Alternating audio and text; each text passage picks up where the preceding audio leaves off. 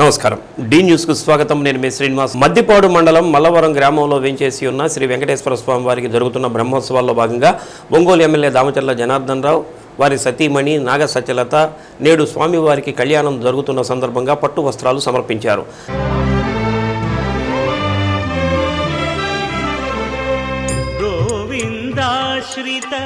ఆలయానికి విచ్చేసిన దామచర్ల దంపతులను ఈవో నాగేశ్వరరావు ఆలయ పూజారులు వివి వెంకట శేషాచార్యులు రవి పూర్ణకుంభంతో ఘన స్వాగతం పలికారు. పట్టు వస్త్రాలను శిరస్సుపై ధరించి స్వామివారి గుడి చుట్టూ ప్రదక్షిణ చేసి దేవాలయంలోని మూలమూర్తికి ప్రత్యేక పూజలు నిర్వహించారు. అనంతరం అర్చక స్వాములు స్వామివారి శేషవస్త్రంతో సత్కరించి వేద ఆశీర్వచనం అందజేశారు. కార్యక్రమంలో వరహాల చౌదరి సభ్యులు తదితరులు పాల్గొన్నారు.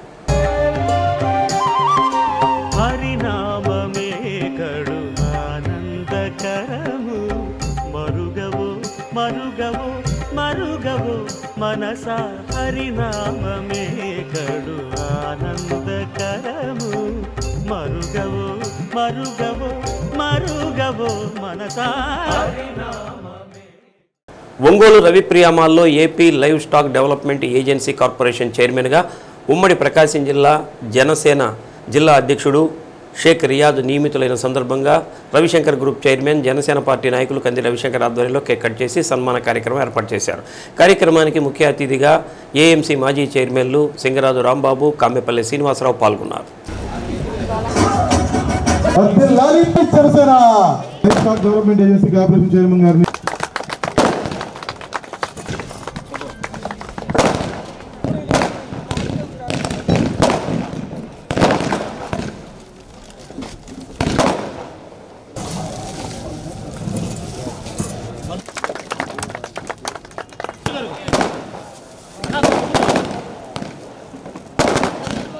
కొద్దిగా ముందుకు రా సరే అన్న.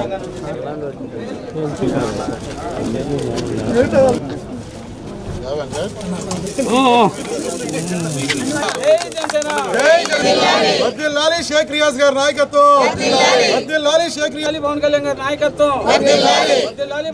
నాయకత్వం, పవన్ కళ్యాణ్ అడుగుజాడల్లో షేక్ రియాజ్ నడుస్తూ పార్టీ కోసం మొదటి నుండి కష్టపడి పనిచేశారని, అలాంటి వ్యక్తికి AP livestock development agency corporation chairman పదవి ఇచ్చి గౌరవించడం మా అందరికీ ఎంతో ఆనందంగా ఉందని, రానున్న రోజుల్లో ఇద్దరం కలిసి పార్టీ బలోపేతం కోసం కృషి చేస్తామని రవిశంకర్ అన్నారు. సింగరాజు రాంబాబు మాట్లాడుతూ రియాజ్ మొదటి నుంచి మంచి మిత్రుడని, పార్టీ కోసం కష్టపడి పనిచేశాడని, అలాంటి వ్యక్తికి పదవి రావడంతో ఒక మంచి మిత్రుడిగా ఆనందపడుతున్నానని అన్నారు. కామెపల్లి శ్రీనివాసరావు మాట్లాడుతూ పార్టీ కోసం కష్టపడుతూ మొదటి నుంచి పవన్ కళ్యాణ్ అభిమానిగా ఉండి తర్వాత జన సైనికుడిగా మారి పార్టీ బలోపేతం కోసం కృషి చేసిన వ్యక్తి రియాజ్ అని, జన సైనికులు కార్యకర్తలతో గడిచిన 10 సంవత్సరాలలో ఆయన పడిన కష్టం స్వయంగా చూశామని అన్నారు. కార్యక్రమంలో ప్రకాశం జిల్లా జనసేన పార్టీ ఉపాధ్యక్షుడు చిట్టెం ప్రసాద్, కందుకూరు నియోజకవర్గం జనసేన పార్టీ నాయకులు దేవళ్ల భాస్కర్రావు, పర్తూరు నియోజకవర్గ జనసేన నాయకులు శంకరశెట్టి చిరంజీవి, దర్శి నియోజకవర్గ నాయకులు కొండారు వెంకటేష్, ప్రకాశం జిల్లా జనసేన పార్టీ కార్యదర్శులు కళ్యాణ్ ముత్యాల, రాయని రమేష్, బొందిల శ్రీదేవి, పిల్లి రాజేష్, పల్ల ప్రమీల, దండే అనిల్ తదితరులు పాల్గొన్నారు. పవన్ కళ్యాణ్ గారి దగ్గర నుంచి వచ్చిన నా న్యూస్ ప్రకారం నేను రియాజ్ గారికి ఎప్పుడో చెప్పాను, ఒక 1 వీక్ బ్యాకే. ఆయన ప్రత్యేకంగా రియాజ్ గారిని దగ్గరగా ఒక తమ్ముళ్ళలాగా చూస్తున్నారు. నాకు చాలా జనసేన ఆఫీసులో నాకు ఎన్నో తెలుసు. ఆయన వీళ్ళందరూ అనుకునేది వేరు, వీళ్ళందరూ తెలిసింది వేరు, నాకు తెలిసింది వేరు. తనని ఎంత సొంతగా తీసుకున్నారంటే ఇలాంటిది ఎన్నుకొని చూసుకొని 10 పోస్టులు ఉంటే ఆ పోస్టులో టిక్కు పెట్టి దీనికి పెట్టారు. ఇది పార్టీకి పనికొచ్చింది, కింద ఉన్న కార్యకర్తలకి అందరికి పనికి రావాలి. దీని ముద్రా లోన్స్ అని చాలా ఉన్నాయండి, చాలా దీంట్లో ఉన్నాయి. మా అందరికీ ఏం చేయాలండి, తను ఒకటే తన కోరిక, నా కోరిక, మా అందరిది. తను ఎంతో కష్టపడ్డాడు. 12 సంవత్సరాలు మేమెవరో కష్టపడాలి, వాస్తవం చెబుతున్నాం. మేము ఈరోజు వచ్చాం, కానీ 12 సంవత్సరాలు అందరితో, అంటే తను ఏం అమ్ముకున్నాడో ఏం చేశాడో నాకు తెలుసు, చాలా దగ్గరగా తెలుసు. నాకు మంచి మిత్రుడు, నన్ను పిలిచారు అమ్మని ఎలక్షన్ ముందు కూడా. నేను అప్పుడు రాజకీయాలకు లేను, తనకి తప్పలే. తర్వాత నేను రియాజ్ గారితో మాట్లాడాను. ఈ రోజు దాకా అన్నదమ్ములాగా మేము ఇద్దరు కలిసి ఉన్నాం. ఎంతమంది ఏ ఇబ్బంది ఉన్నా ఏమనుకున్నా సరే మేము కలిసే నడుస్తాం. నేను కంపల్సరిగా రియాజ్ గారితో, ఎమ్మెల్యే గారితో, దామచర్ల గారితో మేము ముగ్గురం కలిసి నడుస్తాం. దీంట్లో ఏ డివియేషన్ అనేది ఉండదండి. తన మెంటాలిటీ ఏంటంటే లో ప్రొఫైల్ మెయింటైన్ చేసుకుంటా అందరితో కలవడం చేయటం, ప్రతి ఒక్కరిది అర్థం చేసుకోవడం. ఈ మధ్య కాలంలో తను ఏం చేయలేకపోయానని ఫీల్ అవ్వడం చాలాసార్లు ఆ సందర్భంగా ఫీల్ అయ్యారు. దానికి అనుకూలంగా ఈరోజు మంచిది వచ్చింది. భగవంతుడి దగ్గర కార్యకర్తలందరికీ ఉపయోగపడే పోస్టు ఇప్పుడు దాకా మీకు తెలియదు. అందుకని ఇది కంపల్సరీగా మంచి ఒక చైర్మన్గా మనకు వచ్చినందుకు ఆ హోదాతో నేను రమ్మన్నాను. నన్ను మన్నించి నన్ను ఇమ్మీడియట్గా నన్ను ఓకే చేసి నా దగ్గరికి వచ్చినందుకు నా రియాజ్ నా బ్రదర్కి నా ధన్యవాదాలు. మనందరి తరపున పవన్ కళ్యాణ్ గారు ఏది ఆదేశిస్తే ఆ ఆదేశాలనే నేను పాటించాను తప్పితే ఎక్కడ కూడా పార్టీ లైన్ దాటి నాయకుడు చెప్పినటువంటి విధానానికి వ్యతిరేకంగా ఏ రోజు నేను పనిచేయలేదు. జనసేన పార్టీలో పవన్ కళ్యాణ్ గారి ద్వారా చాలామంది అన్నదమ్ములని అక్కచెల్లెళ్ళని ఆయన నాకు ఇచ్చారు.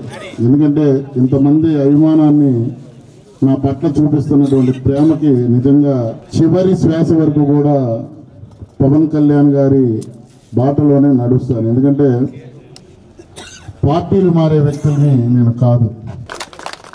ఏదో ఆశించి జనసేన పార్టీలోకి నేను రాలా. ఎందుకంటే స్వయాన పవన్ కళ్యాణ్ గారు కూడా ఈ మాట నా గురించి చెప్తున్నారు. తోనే ప్రయాణం చేయి, అన్నయ్యతోనే ఉండమన్నారు. ఆ రోజు నుంచి కూడా మేము చిరంజీవి గారి మనుషుల్లాగానే ఉన్నాము. మరలా జనసేన పార్టీ పెట్టేటప్పుడు పవన్ కళ్యాణ్ గారు పిలిచి పార్టీ పెడుతున్నాను, నీ ఉద్దేశం ఏందని అడిగితే, సార్ మీరు మా నాయకుడు, మీరు గతంలో ఏ విధంగా మేము ఉన్నాము, ఈరోజు కూడా మీరు ఏది ఆదేశిస్తే అదే చేస్తాం తప్పితే రెండవ మాట చేయము, మిమ్మల్ని గుడ్డిగా నమ్మి మేము నడుస్తున్నాం సార్ అని చెప్పి. తర్వాత ఒక పార్టీ రన్ చేయాలంటే అంత ఆశామాషి కాదు. కానీ నేను అధ్యక్షుడిగా ఉన్నప్పుడు చాలామంది నన్ను భుజం తట్టి మా వీర మహిళలు కానివ్వండి, మా అక్క చెల్లెలు కానివ్వండి, మా అన్నదమ్ములు వీర జన సైనికులు కానీ చాలామంది నన్ను ప్రోత్సహించినటువంటి తీరు నిజంగా వాళ్ళందరినీ కూడా నేను అభినందించాలి. ఎందుకంటే వాళ్ళ కృషి లేనిది నేను ఒక్కడిని కూడా ఏదీ చేయలేదు. ఈరోజు నేను ఈ స్థాయికి రాష్ట్ర కార్పొరేషన్ చైర్మన్ స్థాయికి వెళ్ళానంటే దాని వెనక మీ అందరి కృషి, మీ అందరి వెనుదన్నులు కూడా చాలా ఉన్నాయని చెప్పేసి నేను మనస్ఫూర్తిగా చెప్తున్నాను. లైవ్ కార్పొరేషన్గా నియమితులైన మిత్రుడు, సోదర సమానుడు షేక్ రియాజ్ గారు. నాకు రియాజ్ గారు అంటే కొత్తగా ఉంది. ఎందుకంటే చాలా ప్రేమగా పిలుస్తాను నేను, తమ్ముడు అని. అన్న అంటాడు ఎంతమందిలో ఉన్నా. రియాజ్ గారిని మొదటిసారి డయాస్ మీద అన్నాను, నాకు కొత్తగా అయినా రియాజ్ గారికి ఒక ఉదాహరణ, నమ్మితే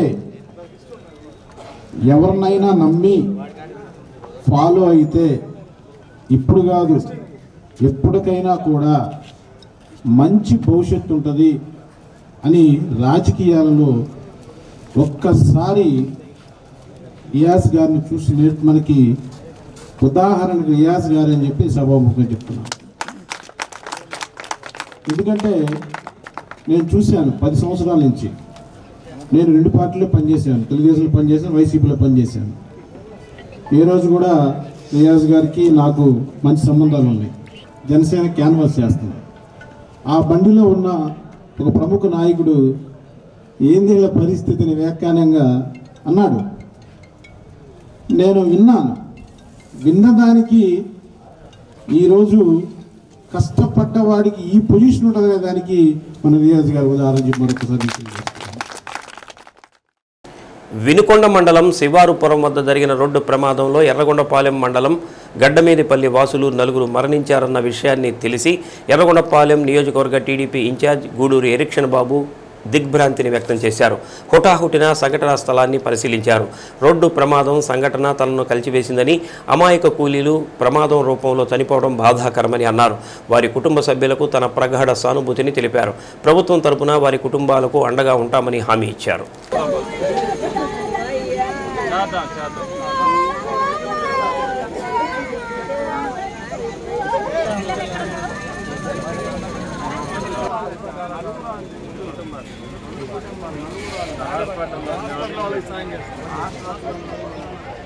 చెప్పండి.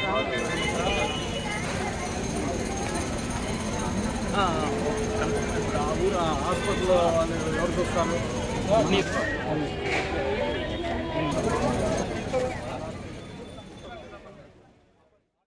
ఆర్టీసీ ప్రయాణికులకు ఎలాంటి ఇబ్బందులు కలగకుండా మెరుగైన సౌకర్యాలను కల్పించాలని RTC zonal chairman Sannareddy Suresh Reddy అన్నారు. ఒంగోలు ఆర్టీసీ బస్టాండ్ను సందర్శించి పరిసరాలు, ప్రయాణికుల గ్యాలరీని పరిశీలించారు.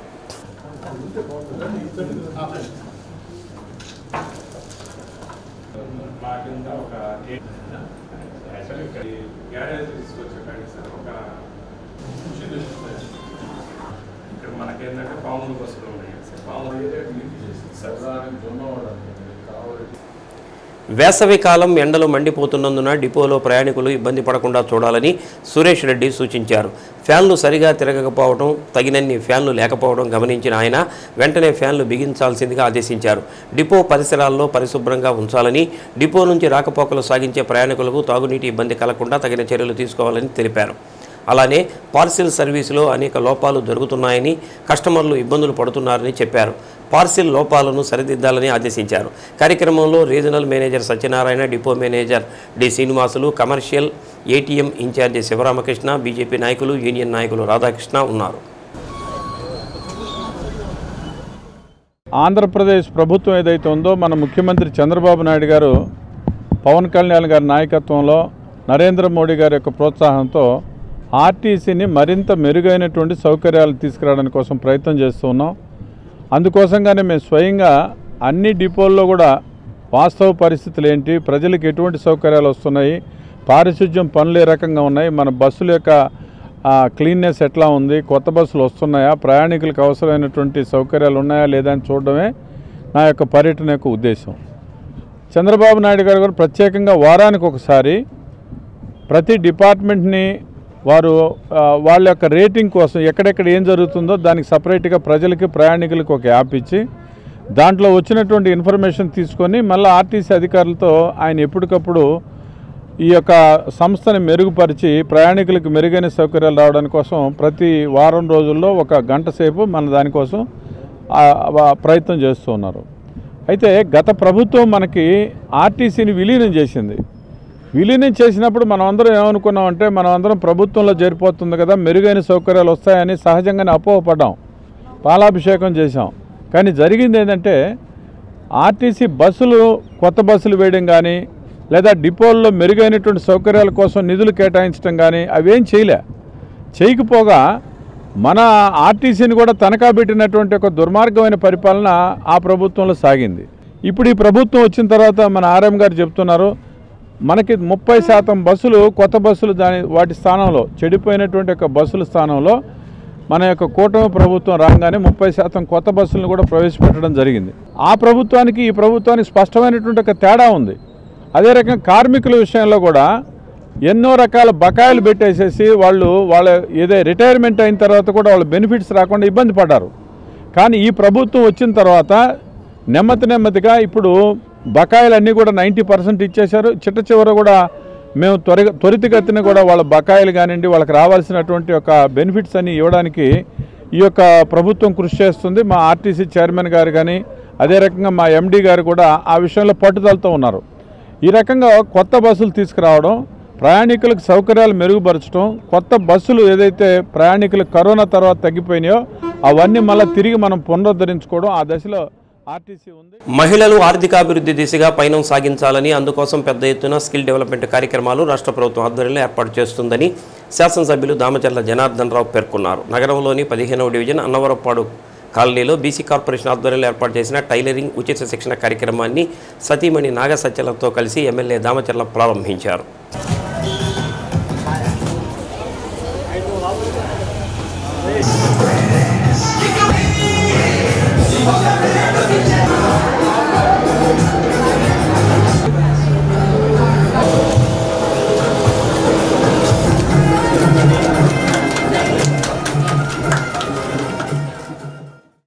మహిళలు ఖాళీగా ఇంట్లో ఉండకుండా వారికంటూ ఆర్థికంగా సంపాదించుకుంటే కుటుంబానికి చేదోడువాదోడుగా ఉంటుందని ఎమ్మెల్యే తెలిపారు.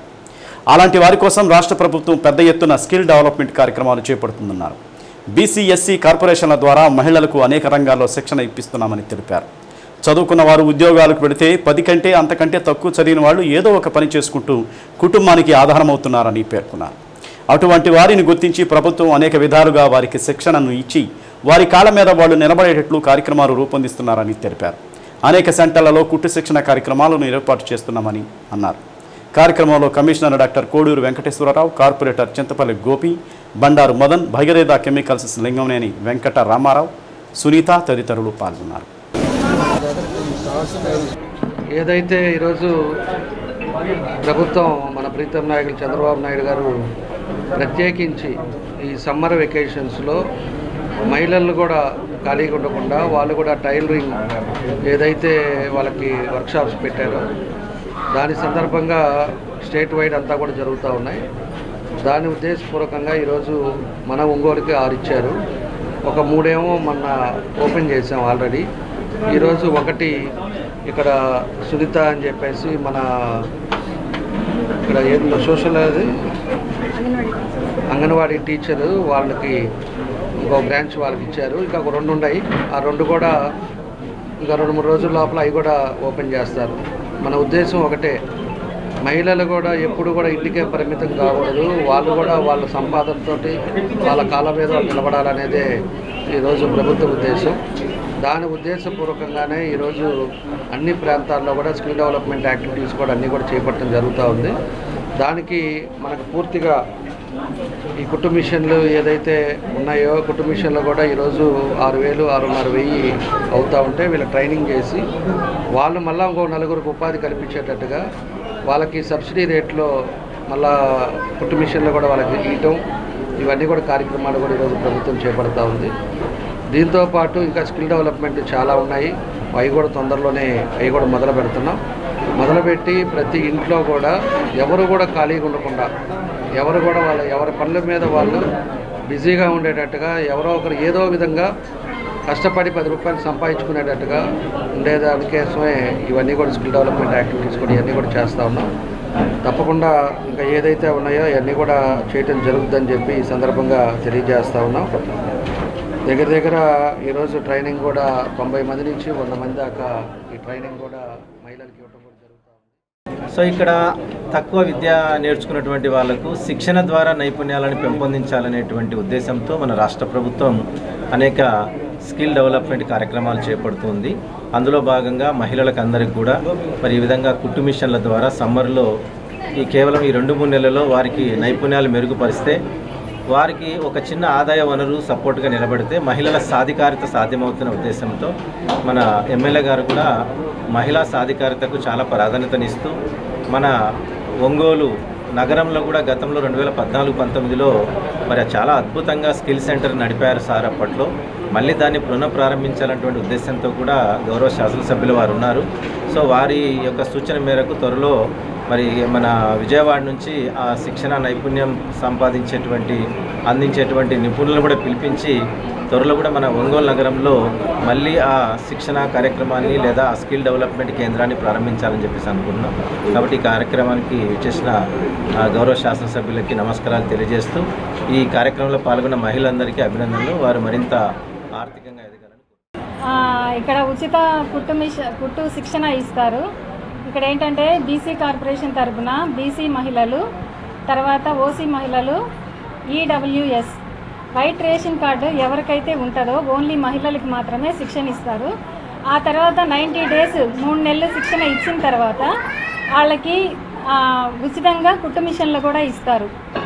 నారా చంద్రబాబు నాయుడు గారు పెట్టిన పథకం. సో అంటే ఖాళీగా ఉండకుండా ఈ టీవీలు చూస్తా టైం వేస్ట్ చేస్తా కొంతమంది ఉంటారు. అలా కాకుండా ఈ సమ్మర్ క్యాంప్లో ఈ 3 నెలలు కూడా ఉచితంగా శిక్షణ నేర్చుకొని వాళ్ళంతటా వాళ్ళ కాళ్ళ మీద నిలబడటానికి ప్రయత్నించడానికే ఈ కార్యక్రమం పెట్టారనమాట. టోటల్ మెంబర్స్ వచ్చేసి మన దగ్గర 144 మెంబర్స్ ఉంటారు. మార్నింగ్ బ్యాచ్ వచ్చేసి 72, ఆఫ్టర్నూన్ బ్యాచ్ వచ్చేసి 72 మెంబర్స్ ఉంటారు. సో అందరూ కూడా హ్యాపీగా నేర్చుకోవడానికి ఇంట్రెస్ట్గా ఉన్నారు. టైమింగ్స్ వచ్చేసి 9 to 5 ఉంటుంది. 9 to 1 వచ్చేసి ఒక బ్యాచ్ 72 మెంబర్స్ ఉంటారు. 2 to 5 వచ్చేసి ఒక బ్యాచ్. జాతీయ ఉపాధి హామీ పథకం పనులు పారదర్శకంగా నిర్వహించాలని, అక్రమాలకు పాల్పడిన అధికారులపై చర్యలు తీసుకోవాలని శాసనసభ్యులు కందుల నారాయణ రెడ్డి అన్నారు. మార్కాపురం పట్టణంలోని ఎమ్మెల్యే క్యాంపు కార్యాలయంలో నియోజకవర్గంలోని 4 మండలాల ఏపీఓలు, ఈసీలు, టీఏలు, సీఓలతో సమీక్షా సమావేశం నిర్వహించారు. గత వైసీపీ ప్రభుత్వం వాసనల నుండి కొందరు అధికారులు బయటకు రాలేదని, తక్షణమే తమ పనితీరు మెరుగుపరుచుకోవాలని వారికి సూచించారు. డ్వామా ఉద్యోగులు అత్యంత పారదర్శకతతో గ్రామాల్లో పనిచేయాలని, ప్రజలకు సాధ్యమైనంత ఎక్కువ రోజులు పని దినాలు కల్పించాలని సూచించారు. ఉపాధి హామీ పనుల్లో మార్కాపురం నియోజకవర్గాన్ని జిల్లాలోని మొదటి స్థానంలో ఉండే విధంగా ఉద్యోగులు కృషి చేయాలని అన్నారు.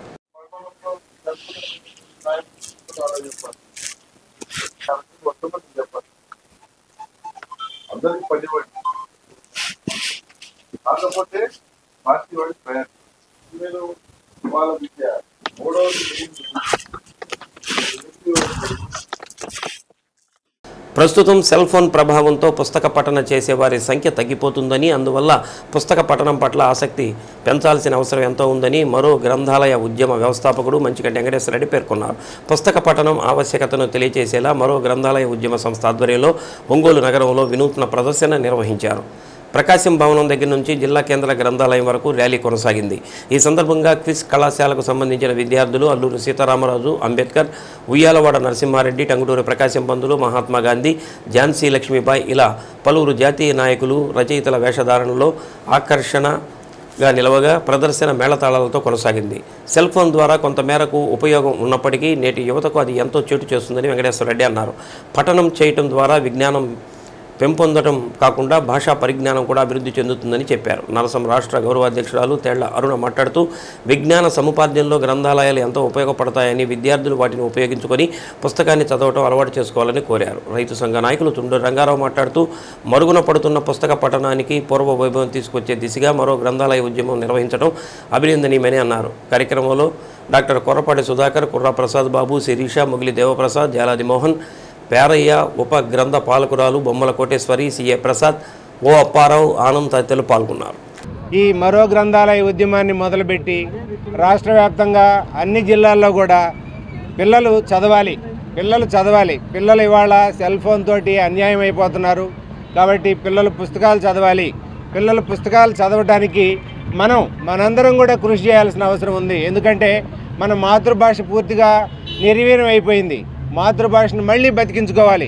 మాతృభాషను బతికించుకోవాలంటే ఖచ్చితంగా గ్రంథాలయ ఉద్యమాన్ని తిరిగి మళ్ళీ ప్రారంభించాలనే ఉద్దేశంతో మోటార్ సైకిల్ తోటి మొత్తం రాష్ట్రమంతా తిరిగి ఈ ఉద్యమాన్ని ప్రారంభించడం జరిగింది. ఈ మరో గ్రంథాలయ ఉద్యమం ద్వారా ఇవాళ రాష్ట్రమంతా కూడా తిరిగి మళ్ళీ మాతృభాష వైపుకి, అలాగే గ్రంథాలయ వైపుకి మళ్ళీ తిరిగి చూస్తున్నారు. మన పిల్లలు అన్యాయం అయిపోతున్నారు. ఈ అన్యాయం అయిపోయే పిల్లల్ని తిరిగి మళ్ళీ మనల్ని బతికించుకోవాలి. వాస్తవానికి పిల్లలకి ఒక బాల్యం అనేది లేకుండా పోయింది. ఒక విధంగా చెప్పాలంటే మూడో అడుగు మొదట సైకిల్ యాత్ర, తర్వాత బైక్ యాత్ర చేసుకుంటూ వచ్చాడు. 1 సంవత్సరంన్నర పైగా మేము రంగారాయుడు చెరువు కట్ట మీద ప్రతి సండే పిల్లల చేత పుస్తకాలు చదివించాము. దాంట్లో మేము గమనించింది ఏంటంటే పిల్లలు చదవడానికి ఇష్టపడుతున్నారు, కానీ పేరెంట్స్ పక్కన కూర్చొని సెల్ ఫోన్లు చూస్తుంటే ఆ పిల్లలు ఎలా ఫీల్ అవుతున్నారంటే ఆ సెల్ ఫోన్లోకి ఆకర్షిస్తున్నాయి ఆ పిల్లల్ని. ఆ పిల్లల్ని చదివించాల్సిన బాధ్యత తల్లిదండ్రులుగా, ఉపాధ్యాయులుగా, పౌరులుగా మన అందరికీ ఉన్నది. వినడం, చదవడం ఈ రెండు మన జీవితాన్ని సరిదిద్దుతాయి, మన ఆలోచనలని మెరుగుపరుస్తాయి. మనకి ఇప్పుడు బాగా చదువుతున్నారు, దాదాపు 100 మార్కులు వస్తున్నాయి, కానీ ఈ బట్టి చదువులు, అవగాహన లేని చదువులు, ఏ చదువైనా సరే. గ్రంథాలయ ఉద్యమానికి సాగుతున్నటువంటి ఈ ప్రస్థానం విజయవంతం కావాలి అని చెప్పని నవ్యాంధ్ర రాష్ట్ర రచయితల సంఘం నరసం తరఫున ఆశిస్తున్నాను. రెండవ విషయం, ఒకటే విషయం, మన లైబ్రరీ గ్రంథాలయాలు వర్ధిల్లాలి. ఎందుకంటే పిల్లలకి ఈరోజు లుక్ కల్చర్ అని చెప్పనేసి వాళ్ళు విమర్శిస్తున్నంత ప్రత్యామ్నాయంగా బుక్ కల్చర్ను చూపించాలి. దాంట్లో భాగంగానే ఈ గ్రంథాలయ ఉద్యమం తోడ్పడుతుంది. అక్షర రూపం దాల్చిన ఒక్క సిరాచుక్క లక్ష మెదళ్ళక కదలిక అన్నాడు మహాకవి కాళోజీ. అలాంటి ఎందరో మహానుభావులు అక్కడ గ్రంథాలయాల్లో విశ్రాంతి తీసుకుంటున్నారు పుస్తకాల రూపంలో. అలాంటి గ్రంథాలయాల్లో పిల్లలకు ప్రత్యామ్నాయంగా చూపించి చదువుకునేటువంటి కల్చర్ని పెంచేటువంటి దానికి తోడ్పడుతున్నట్టు ఈ ఉద్యమానికి మేము అందరం కూడా సపోర్ట్ చేస్తున్నాం. మంచికంటి వెంకటేశ్వర రెడ్డి గారు చేసే ఈ మహత్తర కార్యక్రమానికి ఎప్పుడు కూడా మా సపోర్ట్ ఉంటుంది. గ్రంథాలయ ఉద్యమం వర్ధిల్లాలి. ఈ గ్రంథాలయ ఇంపార్టెన్స్ అనేది నాకు తెలుసు. ఇక్కడ మంచికంటి గారు ప్రారంభించిన మన గ్రంథాలయ ఉద్యమానికి మేము సంఘీభావం తెలియజేస్తూ మన ఖచ్చితంగా పిల్లల్ని గ్రంథాలయాల వైపు నడిపించాలని చెప్పేసి కోరుకుంటూ ప్రతి ఒక్కరు గ్రంథాలయాలు బుక్కులు చదివితేనే మంచి తెలివితేటలు వస్తాయి, ఈ ప్రపంచాన్ని సరిగా అర్థం చేసుకుంటానని నేను నమ్ముతాను. దీనికి ప్రతి ఒక్కరు కూడా సహకరించాలని చెప్పి కోరుకుంటూ మునుపటి రోజుల్లో పుస్తకాలు ఎంత బాగా చదివే వాళ్ళమో ఇప్పుడు మొబైల్ అంత బాగా వాడుతున్నాం. పుస్తకాలు అనేది వాడడం చాలా మానేస్తాం, చదవడం అనేది అసలు ఎక్కడ చూడలేదు. ఇంతకు ముందులో ఈనాడు పేపర్లు, ఆంధ్రజ్యోతి పేపర్లు అయినా చదివాను, ఇప్పుడు అవి కూడా మానేసాం. మన పుస్తకాలు మళ్ళీ మునుపటి రోజుల్లో చదవాలని చెప్పి నేను కోరుకుంటున్నాను.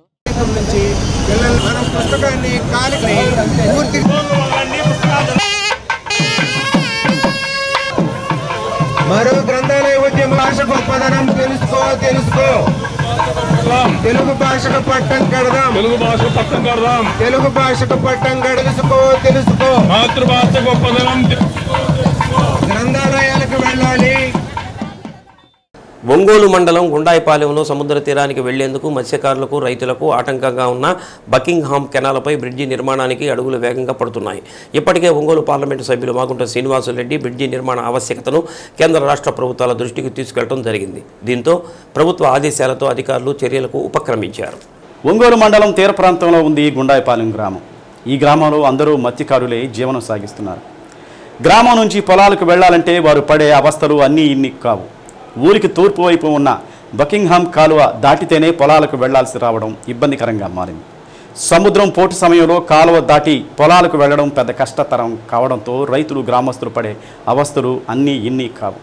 గ్రామానికి ఆనుకుని ఉన్న బకింగ్హామ్ కాలువపై వంతెన నిర్మించాలని గ్రామస్తులు, ఈ ప్రాంత రైతులు ఎంతో కాలంగా కోరుతున్నా ఆ సమస్య అలాగే ఉండిపోయింది. బకింగ్హామ్ కాలువకు తూర్పు వైపు రొయ్యల చెరువులు సాగు జరుగుతుంది. వీటిని అమ్మకానికి చేర్చాలన్నా సరైన దారి లేదు. దీంతో ఆ ప్రాంత రైతులు పడే అవస్థలు అన్నీ ఇన్ని కావు.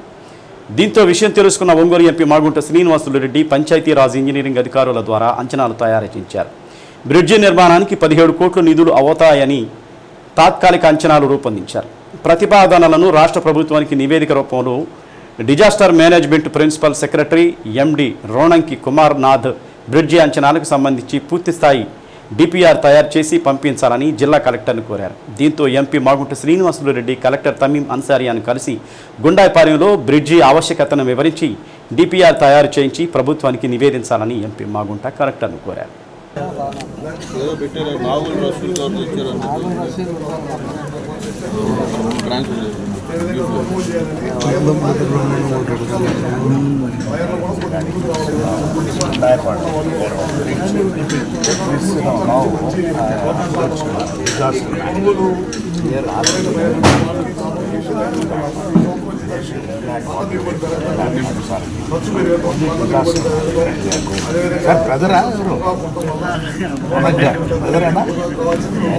So you'll have to send the report to send that and get it from Delhi. పాకిస్తాన్తో జరిగిన యుద్ధంలో వీరమరణం పొందిన Murali Nayak Ongole electronics development association ఘనంగా నివాళులర్పించింది. నగరంలోని బాపూజీ మార్కెట్ కాంప్లెక్స్లోని గాంధీ విగ్రహం ఎదుట కొవ్వొత్తుల ర్యాలీ నిర్వహించారు.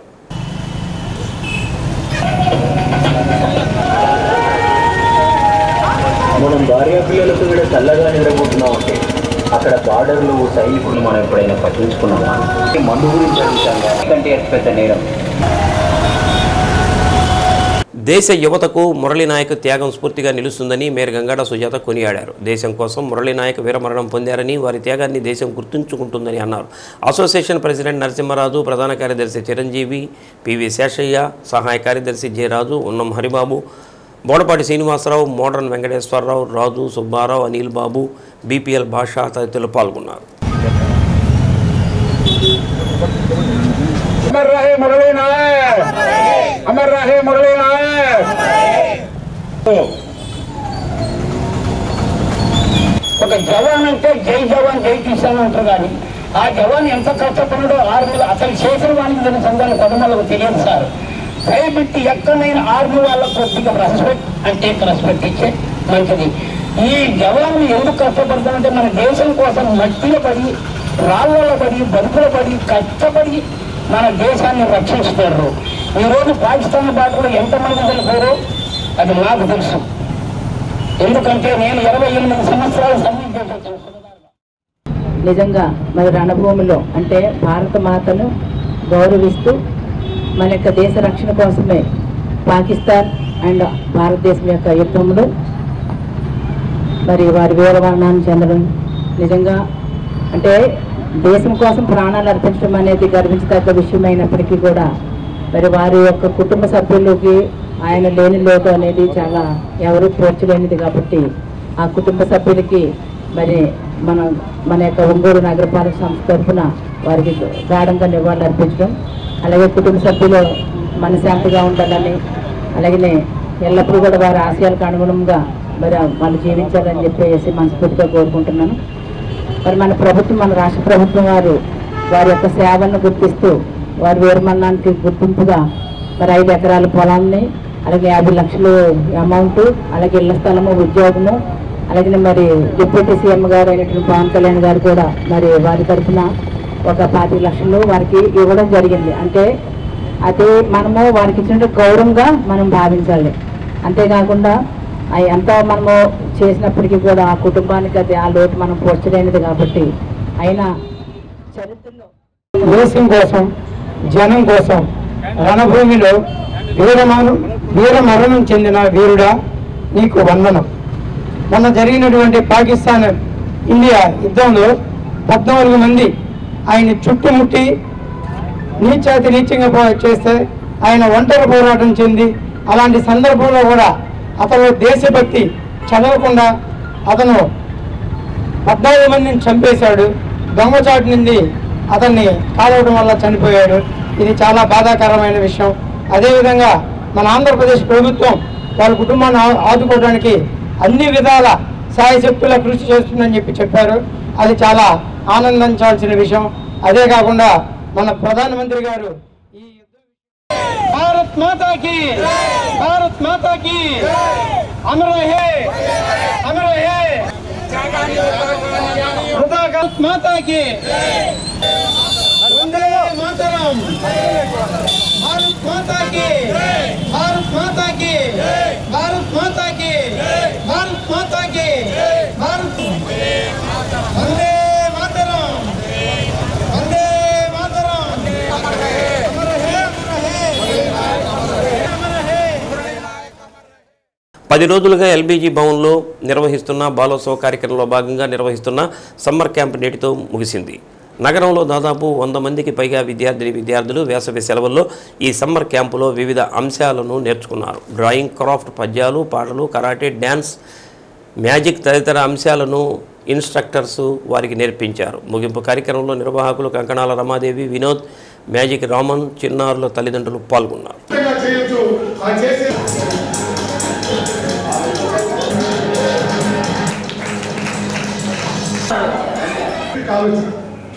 కట్టెలు నిప్పు చేతు అందుకని నాకు కూడా కారణం ఇలా నిప్పు కాలని నిప్పుని పట్టుకొని ఇదేదో మహిమని ఇదేదో అద్భుతమని ఇదేదో ఇంపార్టెంట్ చెప్పడం అనేది కరెక్ట్ కాదు. కాబట్టి మేము పిల్లలకి నేర్పించాం. దయచేసి నిప్పుల్లో నడవనియండి, ఇబ్బంది ఏం లేదు, కానీ అది మహిమని మాత్రమే.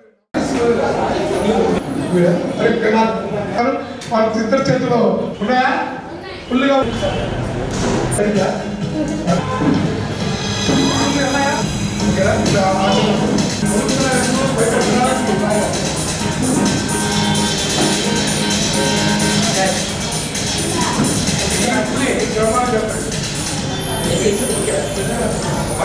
వాళ్ళకి చూపించాలి ఇంటిగా దాన్ని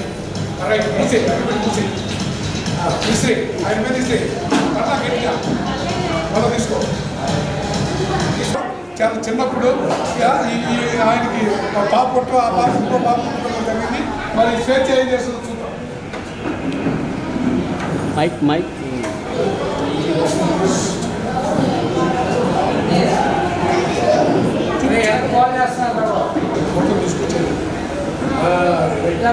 ఒకసారి చూడాలి. Right, very good very good very good. Prakasam Balotsavam ఆధ్వర్యంలో ఒంగోలు చిల్డ్రన్స్ క్లబ్ ద్వారా ఈ నెల 5వ తేదీ నుంచి ఈ రోజు వరకు బాలల వేసవి శిబిరాలని ఈ బాలోత్సవం కమిటీ ఆధ్వర్యంలో నిర్వహించడం జరుగుతూ ఉంది.